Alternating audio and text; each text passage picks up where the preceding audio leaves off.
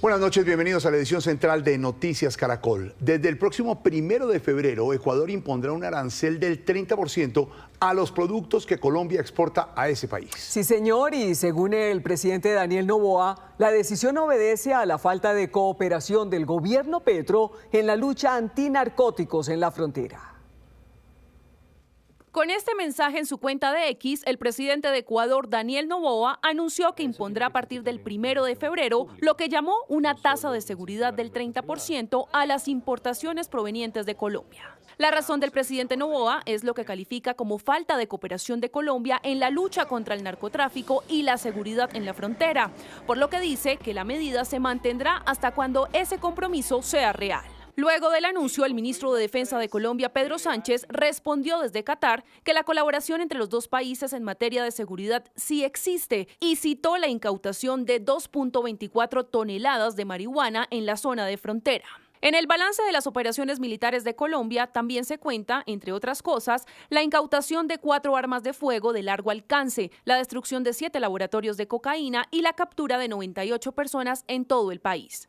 En 2025, Ecuador fue blanco de al menos un fuerte ataque de grupos irregulares colombianos en su territorio. En mayo, los llamados comandos de frontera asesinaron a 11 militares en una incursión a Ecuador, grupo que permanece en negociaciones de paz con el gobierno. Por su parte, el gobernador de Putumayo asegura que el orden público en la frontera con Ecuador está controlado. El reporte que me entrega la fuerza pública es que hay tranquilidad y hay presencia permanente sobre la frontera, tanto del Ejército y el apoyo de la Policía Nacional. Pero la decisión del presidente ecuatoriano no solo tiene antecedentes de inseguridad como ese. Menos de 24 horas antes de anunciar los aranceles, el presidente de Colombia, Gustavo Petro, publicó este trino exigiendo la liberación de Jorge Glass, ex vicepresidente de ese país durante el gobierno de Rafael Correa, condenado por corrupción. Exfuncionario a quien Petro también le otorgó la nacionalidad colombiana en septiembre de 2025. Ante lo que puede ser una crisis comercial entre los dos países, gremios colombianos le piden a ambos gobiernos usar los canales diplomáticos para solucionar sus diferencias. Colombia tiene en el Ecuador un socio comercial particularmente para sus manufacturas, para su energía eléctrica. Y pensar que entramos en una guerra de aranceles, de retaliaciones, creo que no resulta conveniente, repito, para ninguno de los dos países. El llamado, por lo tanto, a las autoridades de ambos países es al diálogo. Por el momento, el presidente Gustavo Petro no le ha respondido a su homólogo ecuatoriano, país que en materia energética depende en gran medida de Colombia. De los más de $1.000 millones exportados a ese país, la energía aportó cerca de $133 millones, unos 490.000 millones de pesos. Y es que las exportaciones a Ecuador mueven más de $1.500 millones al año, es decir, una cifra superior a los 4 billones de pesos colombianos.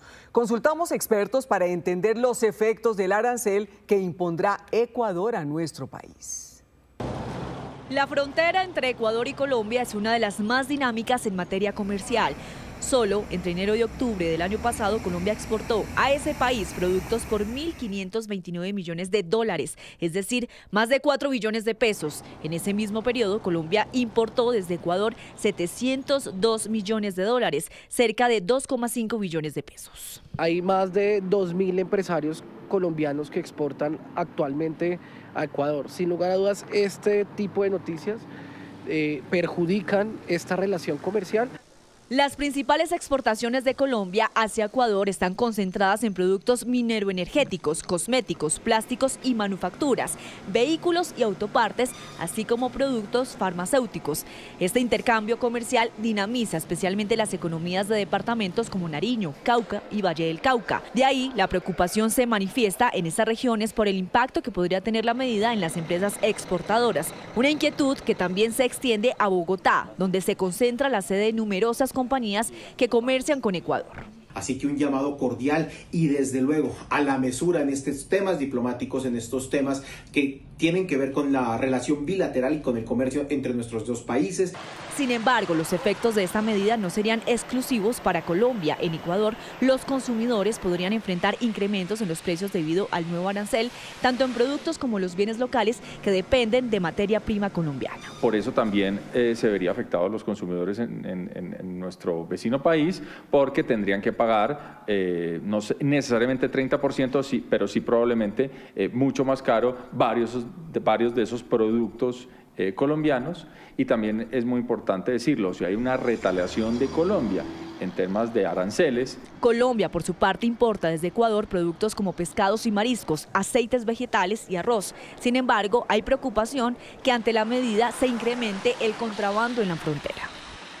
En Tulcán, Ecuador, ciudad fronteriza con Colombia, hay sorpresa y preocupación tras el anuncio de aranceles a los productos de nuestro país. Llenos de materias primas y algunos químicos, así permanecen los almacenes aduaneros en Tulcán, Ecuador.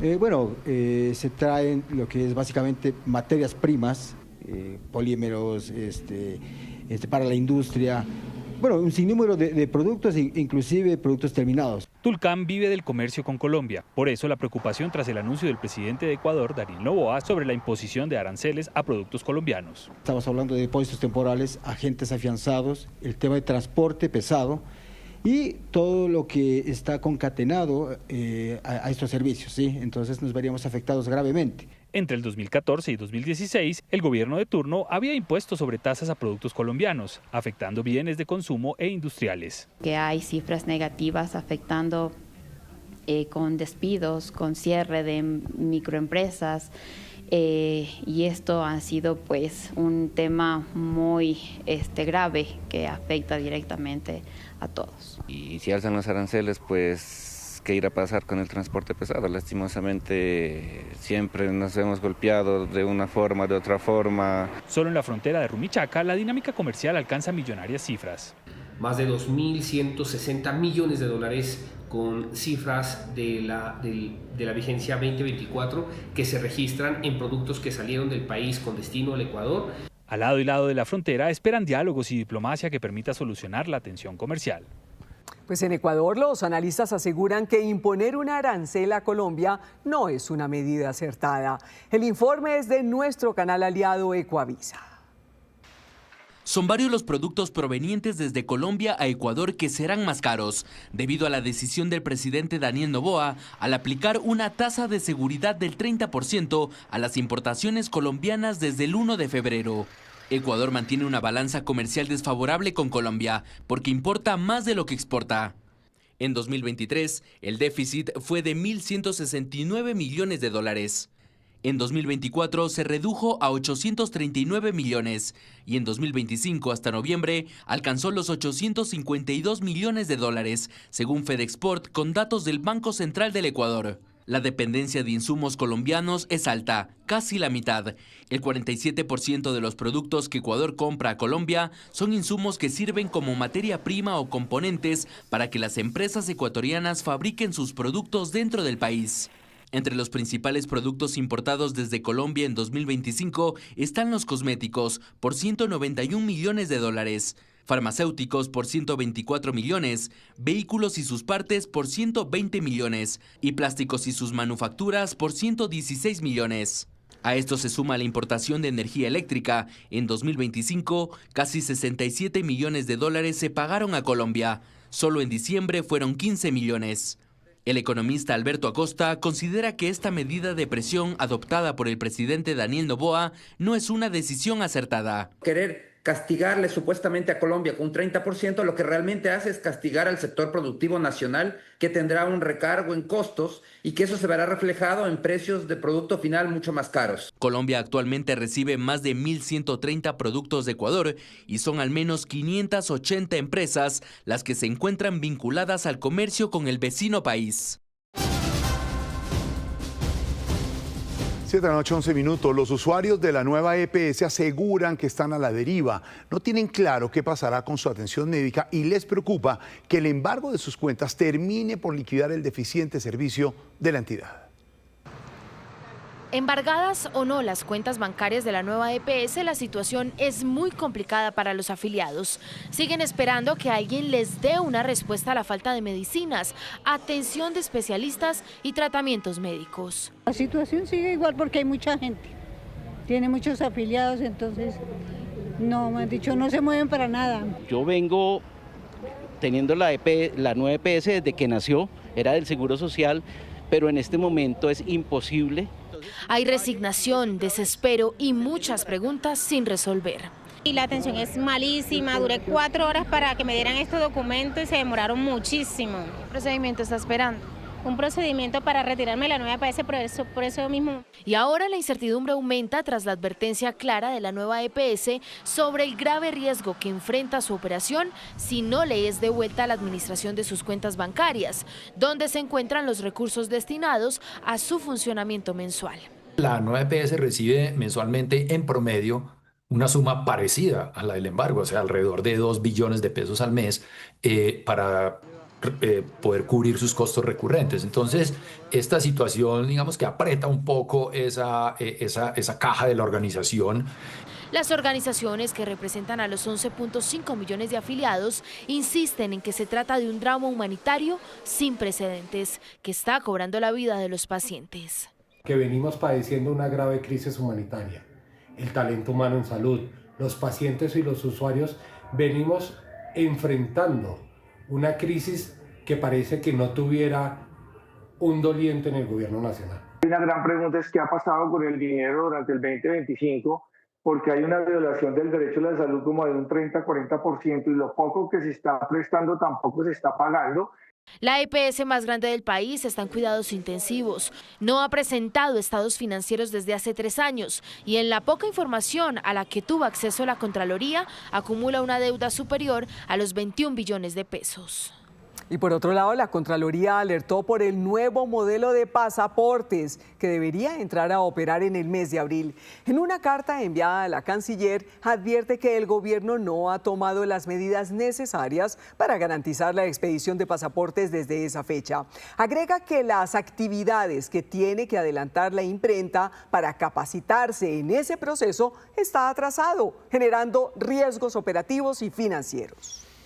La Embajada de Estados Unidos en Bogotá anunció el FIFA Pass, un programa prioritario para quienes viajen al Mundial de Fútbol en ese país. Los colombianos que tengan aseguradas sus boletas podrán acceder a citas prioritarias para la solicitud de la visa. El requisito es haber comprado la entrada a través de la FIFA, lo que agiliza la entrevista consular. La Embajada aclaró que los solicitantes deberán cumplir con los procesos de seguridad y todos los requisitos migratorios para la aprobación del documento.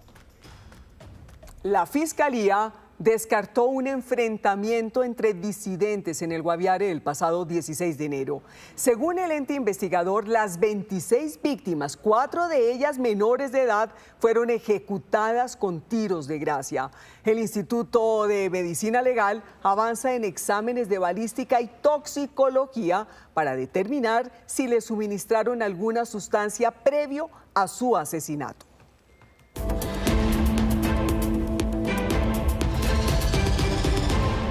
Hola, en Noticias del Mundo hoy, tras un combativo discurso en el Foro Económico Mundial de Davos, el presidente Donald Trump anunció que no usará la fuerza en Groenlandia y reversó la imposición de nuevos aranceles contra varias naciones europeas.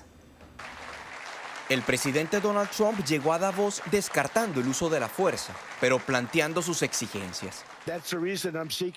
Estoy buscando negociaciones inmediatas para discutir una vez más la adquisición de Groenlandia por parte de Estados Unidos.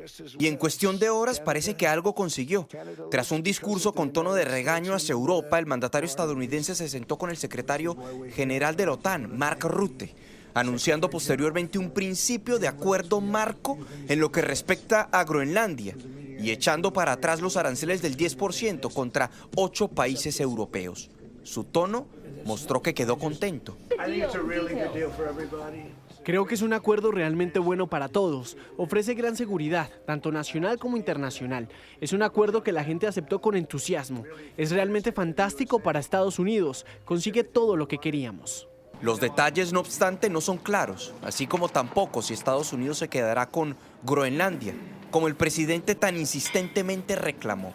Lo que ahora estoy pidiendo es un pedazo de hielo, frío y mal ubicado. Otro de los temas centrales de la visita del mandatario a Davos será el lanzamiento de su Junta Internacional de Paz para Gaza. 35 líderes, según la Casa Blanca, ya aceptaron la invitación. Vladimir Putin, que lanzó una guerra contra Ucrania, está considerando participar.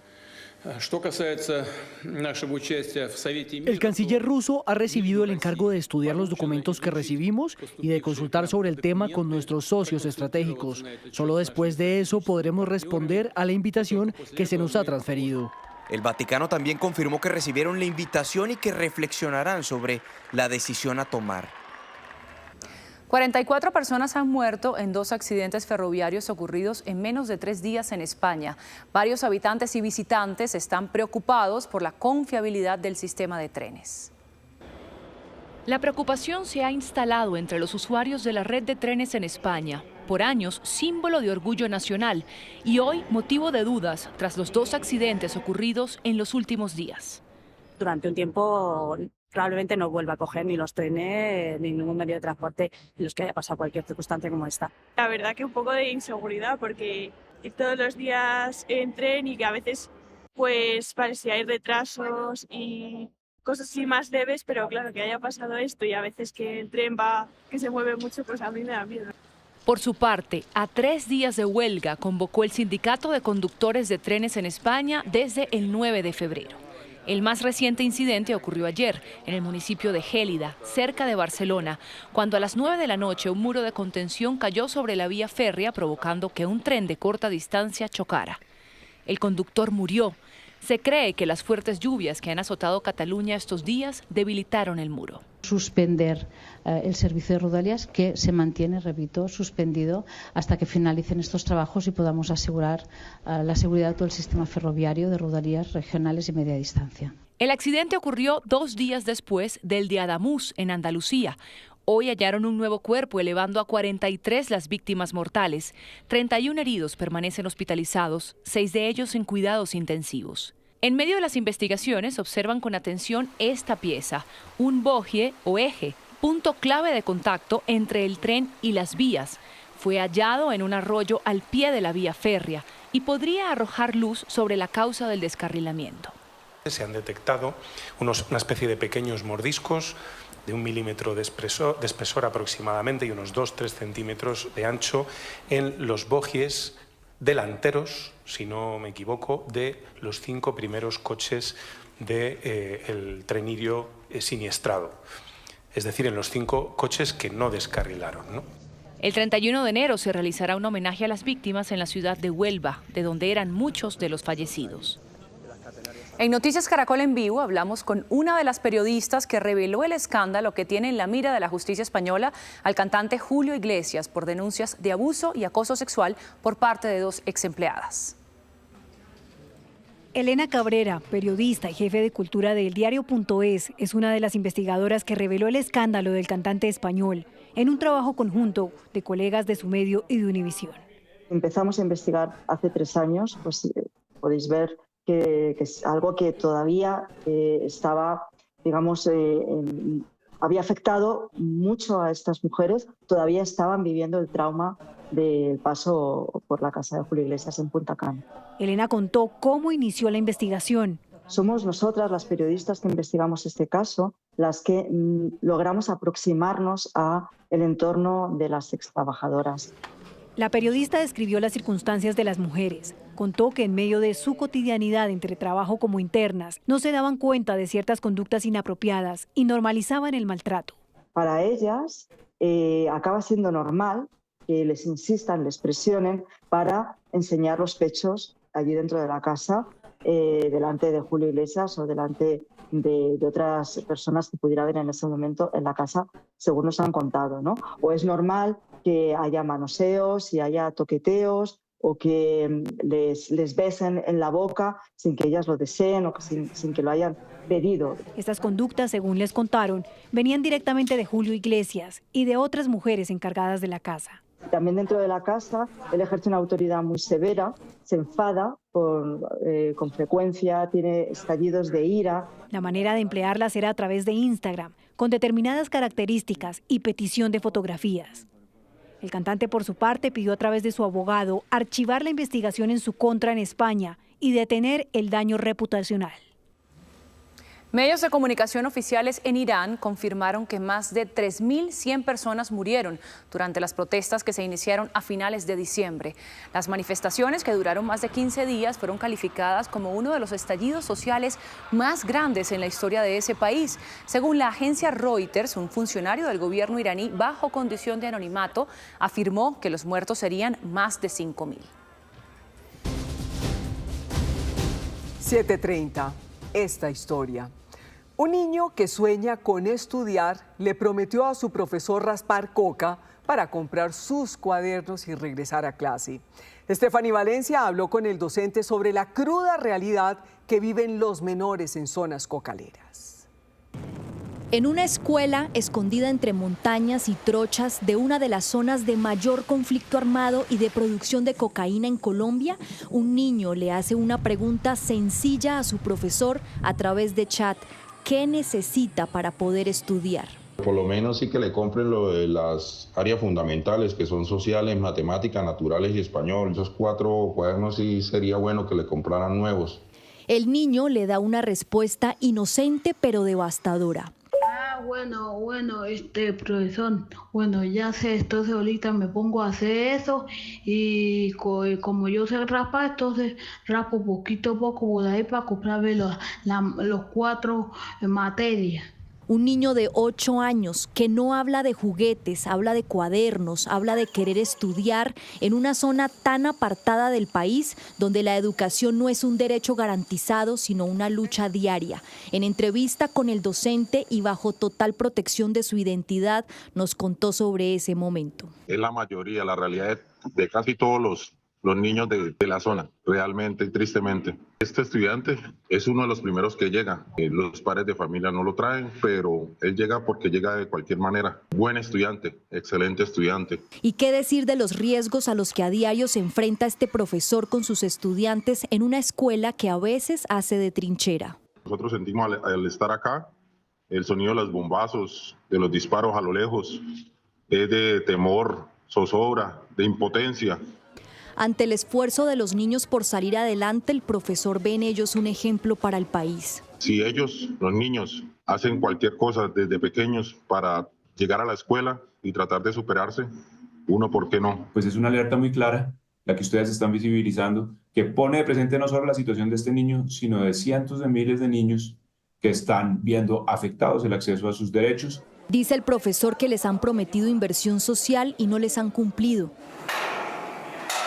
El ejército ha hecho construcciones de escuelas y vías, pero la voz del niño de 8 años llegó hasta los soldados del batallón de ingenieros e iniciaron una colecta de útiles escolares entre ellos y las mismas comunidades. Pues se les ve la cara de alegría de que aún estando en un sitio tan alejado y tan complejo, pues hay alguien que se interesa por ellos. Una niñez que crece entre la pobreza, la guerra, los cultivos ilícitos y el abandono estatal, pero que aún se atreve a creer que la educación es la forma más digna de cambiar su futuro.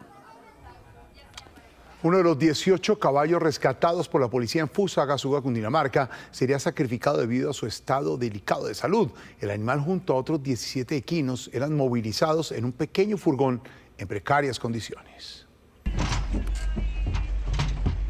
Unos sobre otros. Así transportaban a estos 18 caballos metidos en un pequeño camión con capacidad para 10 animales.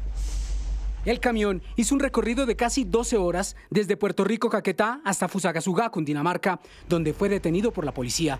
Los animales iban a ser comercializados en mataderos clandestinos en Silvania, Cundinamarca. Se logra la captura en flagrancia de 2 personas y se incautan 18 equinos, con destino a Silvania, en el departamento de Cundinamarca, para su comercialización. Sin embargo, lo hacían presentando una guía de movilización adulterada. Los caballos quedaron a disposición del área de sostenibilidad ambiental de la alcaldía de Fusagasugá, que no descarta realizar el sacrificio de uno de los animales debido a las graves condiciones en que se encuentra. Animales deshidratados, con heridas, golpeados. Se ha hecho la atención de las primeras curaciones que se requerían, y en este momento el municipio de Fusagasugá está adelantando el proceso para poder de pronto entregar estos animales en donación. Según la policía, en los primeros días de este año 2026 han sido recuperados cerca de 30 animales maltratados y en el año 2025 fueron rescatados cerca de 2.000 en Cundinamarca, Valle y Antioquia.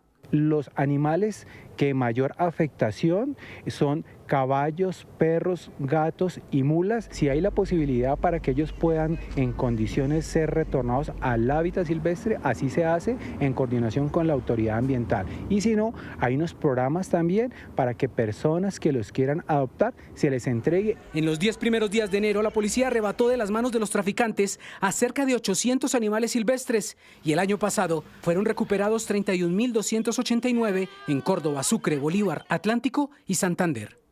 Buenas noches. Se pronunciaron los fondos de pensiones sobre el borrador de decreto con el que el gobierno busca limitar las inversiones que ellos tienen en el exterior al 30%. Recordemos que hoy más o menos tienen invertido en el exterior el 50% de los recursos. Dice Asofondos que esta medida es inconveniente porque reduce las opciones que ellos tienen para generar mayores rentabilidades para los ahorradores y para diversificar los riesgos. También se pronuncia el gobierno, dice que con esto buscan canalizar recursos para que generen actividad económica dentro del país y no ve mayores efectos sobre el ahorro y sobre el futuro de los pensionados. En más información, la Bolsa de Valores de Colombia entregó un balance del año 2025, destacando varios indicadores, diciendo que ya regresaron a los niveles que tenían antes de la pandemia, es decir, ya se recuperaron del COVID. Entre ellos, los precios de las acciones se valorizaron el año pasado casi un 50%, siendo una de las bolsas más rentables del mundo. En otros indicadores, hoy cayó el dólar, mañana regirá una tasa representativa del mercado de 3.669 pesos con 15 centavos. Subió el petróleo de referencia Brent, hoy superando los $65 por barril, y cayó un poco el café. Precio de referencia para mañana, 2.560.000 pesos por carga en promedio. Continúe con Noticias Caracol. Javier, gracias. Y 2 mujeres lideran un grupo para enseñarle a mujeres cabeza de familia a tejer nuevas oportunidades. Buscan identificarlas, dignificarlas y generar ingresos económicos para ellas. Hola, soy Luz Dari Gómez. Hola, yo soy Jimena Ruiz. Y esta es nuestra historia. Costurero del Soco es el encuentro de mujeres y nace como la necesidad de enseñarles a las mamás de la Fundación Catalina Muñoz a que pudieran tener sus propios emprendimientos. La Fundación Catalina Muñoz se dedica a darle un techo digno a familias de escasos recursos. Y gracias a esta alianza, Susana Briceño, madre de una niña con capacidades diferentes, puede asistir a los diferentes talleres con su hija. Porque pues a las madres que nos gustan la manualidad, pues esto es una de ellas, una experiencia muy bonita. Jimena, ¿para qué hacen esto? ¿Para qué sirve el costurero de Soco y cuántas mujeres han impactado? El costurero de Soco sirve para impactar a todas esas mujeres, amas de casa, mamás, abuelas. Yo creo que somos más de 250 mujeres que hemos impactado en varios grupos. Por su trabajo de empoderamiento a la mujer, Luz Dari y Jimena son colombianas que hacen historia.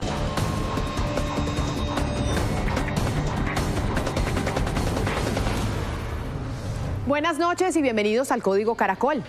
El candidato Iván Cepeda, a través de este comunicado a la opinión pública, denunció presiones para evitar su participación en la consulta interpartidista del 8 de marzo. Según Cepeda, no permitirle hacer parte de la elección del 8 de marzo violaría sus derechos a la participación política. Mientras esto sucedía, Juan Fernando Cristo habló nuevamente sobre su eventual participación en la consulta del Pacto Amplio. Dijo que sigue deshojando la margarita de si participar en la tercera consulta convocada por Claudia López o en la de la izquierda del Pacto Histórico. Seguiremos deliberando con la militancia en marcha para tomar una decisión en los próximos días. Lo que más nos gustaría es que podamos construir y conformar una consulta, una coalición con valores de la centroizquierda, del liberalismo socialdemócrata. Si bien es cierto que Cristo no tiene mucho respaldo electoral y no marca bien en las encuestas, su decisión hoy es importante porque define el número de consultas que vamos a tener en marzo. De estas declaraciones políticas, tanto de Cepeda como de Cristo, surge un interrogante. Si a Cepeda no le permiten participar en la consulta del 8 de marzo, ¿se desarmaría la consulta del Pacto Amplio o Cristo y Claudia López terminarían uniéndose a Roy Barreras y Camilo Romero? La fecha límite que tienen los que quieran participar en una u otra consulta es el 6 de febrero. Ahí sí sabremos quién jugará con quién en las elecciones del 8 de marzo. Dentro de las presiones que denuncia Iván Cepeda para no permitirle participar en la consulta de marzo, cuando hablamos con él, menciona una demanda que llegó a la sección quinta del Consejo de Estado que busca tumbar todas las consultas con el argumento de que según la ley estatutaria 1475 del 2011, en el artículo 6, dice que para cada proceso electoral únicamente se hará una consulta y esa consulta se hizo ya el 26 de octubre del año pasado cuando se eligió a Cepeda como candidato del Pacto Histórico. Aunque aquí es importante mencionar que esta demanda afectaría a todas las consultas con candidatos de todas las orillas políticas, no solo a Cepeda. Y hay mucha expectativa por la decisión que podrá tomar esta misma semana la Corte Constitucional sobre si ordena o no la suspensión provisional del decreto que declaró la emergencia económica. Las opiniones están divididas. Esta mañana se conoció que el magistrado Jorge Enrique Ibáñez pidió oficialmente la suspensión y nos dicen fuentes del alto tribunal que esta misma petición la presentará el ponente Carlos Camargo en la próxima sesión de la Sala Plena de la Corte el próximo viernes en Cartagena. A los magistrados Ibáñez y Camargo se les sumaría la magistrada Paola Meneses, quien se prepara para asumir la presidencia de esa corporación después de la elección que se llevará a cabo también el viernes. Los magistrados Fernández y Carvajal, ambos postulados por el presidente Gustavo Petro, rechazarían la procedencia de la suspensión y las magistradas Natalia Ángel, Lina Escobar y el magistrado Juan Carlos Cortés tendrían la tesis de que la Corte puede suspender las normas de los decretos que desarrollan la emergencia y no el que la declara. Así las cosas, la Corte se negaría a declarar la suspensión de la declaratoria, pero suspendería el decreto que estableció los nuevos impuestos, que es lo que quieren los gobernadores.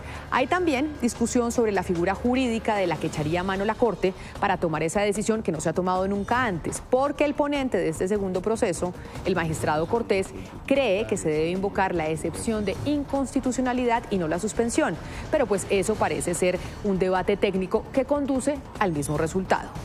Hasta ahora, en este segundo proceso se han recibido 4 solicitudes de suspensión, pero ningún magistrado ha decidido llevar esas peticiones a la Sala Plena. Aunque quienes conocen las tendencias en la Corte, pues ya dan por descontado que ahora o en unas semanas la emergencia económica se va a caer en esa corporación. Hasta aquí el Código Caracol. A ustedes una feliz noche. Terminamos, nos vemos a las 11:30 de la noche en Última Edición. Ya viene Desafío Siglo XXI. Esto es Noticias Caracol, primero la gente. Buenas noches.